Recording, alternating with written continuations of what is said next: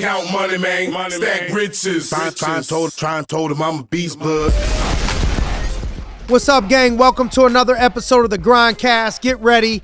It's a new day, and we're going to talk a little bit about what does it take to win. And some of this was inspired by some things that I saw. Nick Saban gave a speech on, head coach of Alabama, one of the greatest coaches of all time. I think some of the things he was talking about was that the key is your mindset. And first your mindset and then that of your team. So a lot of times leaders will blame it on their team. Oh, well, this one, they don't want to go to work, or this one don't want to do that, or this one don't want to do that. The first mindset that got to be right is your mindset as the leader. And mindset, look at those two words, mind, set. What is my mind set on? Mindset. What is my mind set on? And it starts with the vision, a defined process of things that are going to help you accomplish that vision. So a defined process. What is your process of things that are going to help you accomplish that vision? And then here's the key, the discipline to execute on that process every day. Hear me out now. Don't just let it go in one ear and out the other. So the vision, the process, and then the discipline to stick to the process that's going to get you to the vision. Like the difference between doing what you feel like doing and doing what you need to do. That's discipline. Doing what you feel like doing versus what you need to do. And sometimes people confuse the two. What does it take to win? What does it take to win? It takes for you to do the things that you need to do, not the things that you want to do, not the things that you feel like doing. This is a big one. It's not just young people, young kids, grown adults got to get this down. That a lot of times what it's going to require for you to win is going to be doing some things that you need to do, but they're not going to be things that you feel like doing. You got to get yourself to do it anyways. So, oh man, I don't feel like doing it. I'm not happy doing it, so it must not be right. It must not be for me. No, that's bullshit. There's parts of winning on what it requires to win, period, in anything, is doing things you don't feel like doing in that process that's going to help get you closer to that result. And are you able to focus on your vision or on your circumstances that day? Very, very, hear me out on this one. What it takes to win is we got to stay focused on our vision, not the current circumstances that day, because out of 365 days, think about this, 365 days, how many days do you think out of 365 days are going to be good days? How many days you think will be average? How many days do you think is going to be bad days? Like, I wish I could have got that one, traded that one in. I don't want to lose any days, but how about I give that card back to the dealer? You deal me a new one. I wish I can get that day back in a better form. Today sucked. This was a bad day. Out of 365 days, there's going to be some of those in there. Some days where you got a headache, some days where you're in an argument with your spouse, some days when things don't go well in traffic, some days when you get in a fender bender, some days when your team doesn't perform, some days when you lose, some days when you get injured, there's going to be some bad days. Rain, snow, hail, tornado, hurricanes, bad weather. There's going to be some days out of 365. And so it's about on those bad days, Can you stay focused on your vision and on your mission? Can you give your best effort that you could possibly give on the bad days? That's the key to winning. One of the keys to winning is how do you perform even when things aren't going well at home? You're able to perform somehow. Even though you don't feel good, you're able to perform somehow. Even though you got bad news, even though you're under a bunch of stress, you're able to perform. Even though you got in a fender bender, even though you got in a car, even though you got in a little accident, even though you got stuck in traffic, even though you got a cold, even though you got a headache, you're able to perform. You're able to stay focused.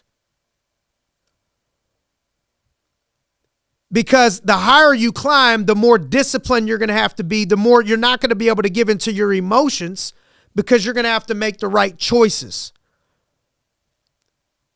Your decisions will determine your destiny. As an adult, well, I'm a grown man. I'm a grown woman. Yes, you are a grown man and grown woman. So yes, you have the right to make any choice that you want. But understand some of those choices and decisions are going to help you to personally fail. And if you want to drag yourself down by making bad decisions and bad choices, that's one thing. But you don't have the right to make the choices that are bad, that affect everyone else and cause the whole team to fail in winning.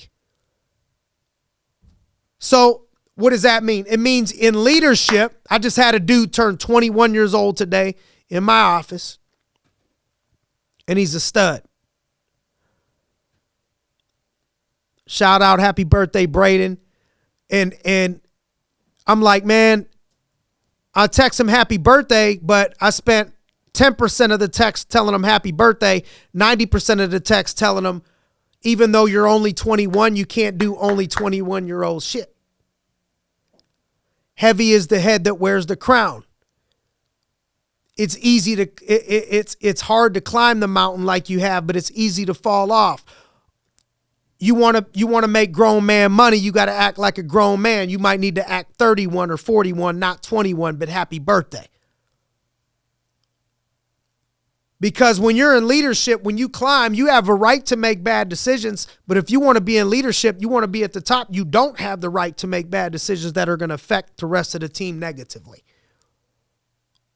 In leadership, if you want to win, you have to be responsible for your own self-determination. Self-determination. That's why it ain't called others' determination. Other people ain't determining where you're going to be. That's why they call it self-determination. You're going to have self-determination on your journey. In doing the right thing, because most people ain't going to encourage you. Most people ain't going to lead you down the right path. Most people ain't going to want to pay the price. You got to be determined yourself.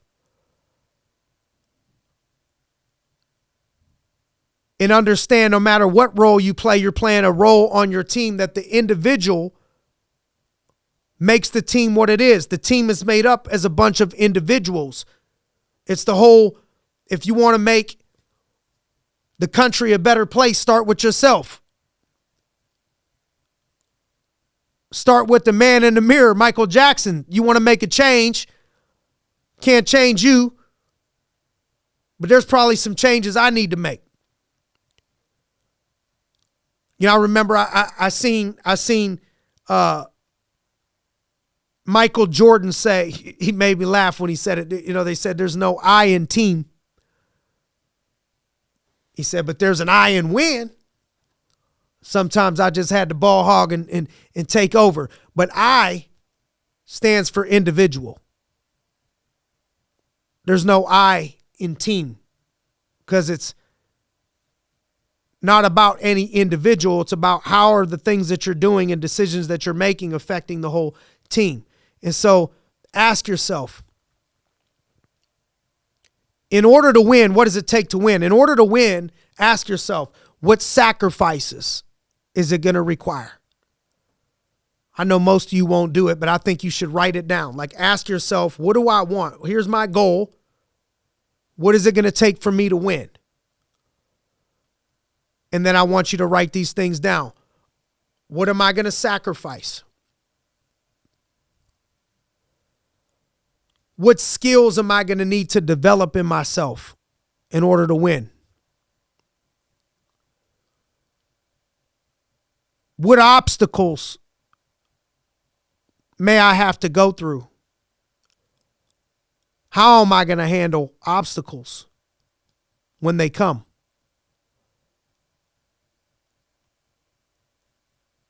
And then in order to win at the highest levels, usually it takes a bunch of other people around you. And that means that you got to respect other people. You got to respect and trust the principles of the team and the principles and values of the team over self in order to win. You show me a team that's won a championship, a team, and I'll show you that there's people around that team that made sacrifices to make people a little bit more unselfish. There's people there that brought the team together because these are the things that it takes in order to win. There's so many things that can confuse you on your way to win. It takes to win, you got to disassociate with losers. I don't want to hurt nobody's feelings, but you know the difference between a person moving in the right direction and not. You can't associate with the people that are not chasing what you're chasing. It's difficult to win at that level. It takes you investing your time into the right areas consistently. It takes you dealing with adversity and obstacles and getting better from adversity and obstacles and not letting other people, things, adversities and obstacles take you down or stop you. That's what it takes to win. It takes being great consistently over time and not getting so full of yourself that you get such a big head that somebody can knock you off and make you lose because you lost your gratitude, you lost your humility, you thought you were too good. That's what it takes to consistently win. Outworking people. That's something that I have no tolerance for. That's something that I hope to God to be able to instill into my children. That the one thing you can control is, man, it's disrespectful to our name. It's disrespectful to where we came from to not be the hardest working person in the room. That's a controllable. That's something you control. Somebody had to sacrifice to put you in this position. Outwork people. You can control that. If they're gifted with more size, or they're gifted with more speed, or they're gifted with better hair, or they're gifted with a rich parent, or they're gifted whatever, you could be gifted with certain things. But one thing that is in your control, no matter where you come from or what your situation is letting somebody outwork you. That's what it takes to win. You got to outwork people. You got to practice when they don't want to practice. You got to run when they don't want to run. You got to travel when they don't want to travel. You got to do it on the weekend when you don't feel like doing it on the weekend. You got to do it some nights when you don't feel like doing it at nighttime. You're going to have to miss some trips, some parties, make some sacrifices, and some things you want right now in order to win. But the difference is the winners, the people that learn how to win and the people that don't learn how to win, both of them don't feel like doing it. That's where people mistake themselves. They think, well, he just must like to do that. No. I only like the result. They only like the result. Who wouldn't much rather sleep in, eat ice cream, eat pizza, hang out, have fun, drink a beer, travel all the time, not stress? Who wouldn't? But it's your results that you're looking for. If you want to win, I'm willing to do these things that I don't feel like doing right now in order to win. Because I'm going to beat you over the head with my favorite quote. I can't stop because it describes a lot of what I believe in. I hated every minute of training. But I said, don't quit, suffer now, and live the rest of your life like a champion. That means Muhammad Ali, what he's saying is there's some things that you're not going to feel like doing in the process. You're going to have to tell yourself not to give up. You're going to want to. You're going to want to give up, but you got to tell yourself you're not. You're going to not want to put in the work in the process because it sucks, but you got to tell yourself, I'm going to do it anyway. Why? He described it at the end, and live the rest of your life like a champion. That's why. Everybody wants to go to heaven. Nobody wants to die. And so I just want to encourage you, do the things that it takes to win. It's okay to be different. It's okay to be a 1%er. It's okay to be a leader, even when other people don't want that life. You're about that life. All of you got winning in you. I know for a fact if you're listening to this or you're around this for any given reason at all, you want to win. You want to win or you wouldn't be here. This ain't the place to go and listen to. This ain't the place to sit around. This ain't the place to videotape. This ain't the place if you don't want to win. If you ain't looking to grow. So you already got it in you. You're there for a reason. Now you got to take it to the next level, which means encouraging yourself to do the things you don't feel like doing in order to win because you know you want to win. It's worth it. Paying the price is worth it. Live the rest of your life like a champion. But I hated every minute of training. I said, don't quit, suffer now. That means you're going to feel like you're suffering in order to win, in order to live your rest of your life like a champion. But you suffer in gratitude. You suffer in faith, knowing that there's a purpose and a reason and there's a payoff for it. And the people that discourage you and say, oh, man, you know, it ain't worth it. You only live once. They don't understand it. It's the love of the process. It's the love of the growth of what it takes in order. It's not what you do. It's who you have to become on that journey that's addicting. Oh, you're in good enough shape. You know, I've had people, how much more muscles you want to get? How much? It's not about the muscles. It's about me being the best that I could be. It's about the way it makes me feel. It's about the challenge. It's not about I want to keep pushing, you want to keep winning just to be selfish. It's about the journey. It's about the process. It's about not giving up. It's about it's growing. You're growing or you're dying. A pursuit. You got one life to live. Go. Get it. Take advantage of it. Capitalize on it and keep on grinding. Thank you for joining us on another episode of the GRINDcast. Get ready. It's a new day.